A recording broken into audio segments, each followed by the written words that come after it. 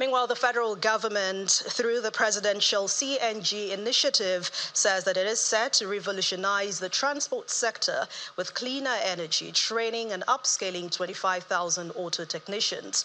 In addition to this training, a conversion incentive program has also been rolled out to incentivize the purchase of CNG conversion kits for the smooth transition. Our correspondent Olu Phillips reports. The removal of subsidy on petrol, which for many have thrown up possibilities of inflation, pump price increase and distortion in daily living, is still a talking point within national discourse.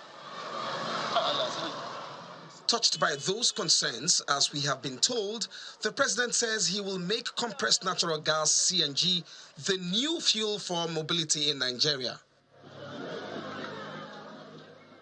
So from PowerPoints to possibly action point, the promoters of this gathering want early adopters of the CNG scheme. These people are your hook, and they are the various transport unions, the mechanics, retrofitters, and investors.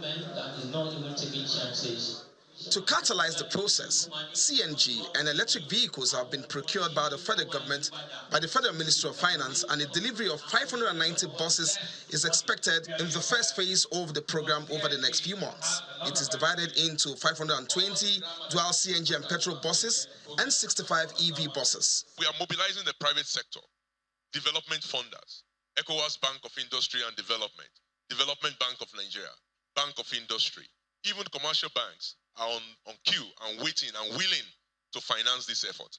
And we'll be rolling this out for the benefit of the sector. CNG buses will be deployed to 23 states where there is CNG, while electric vehicle buses will be delivered to states where CNG is not currently available. This is what fake kits. Clarifications were also sought concerning safety, CNG refilling stations, conversion of PMS vehicles, standards, and training. Every cylinder would have its own unique identification number that you tie to the car. Any car that is getting converted, your conversion cylinder, the car registration number, even your license plate, everything will be linked to it.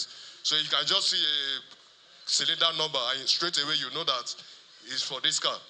Nigeria generates an estimated 36,000 tons waste annually. 10,000 vehicles are required daily to convey them.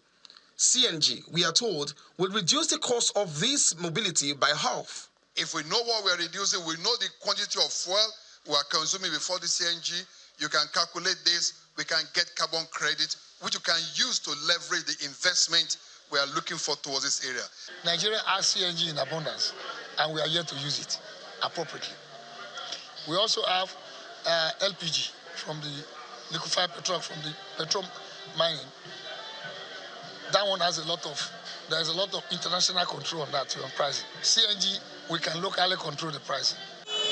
If over 10 million vehicles in Nigeria sign on, granted all the parameters are in place, Nigeria may well be headed faster into its decade of gas aspirations.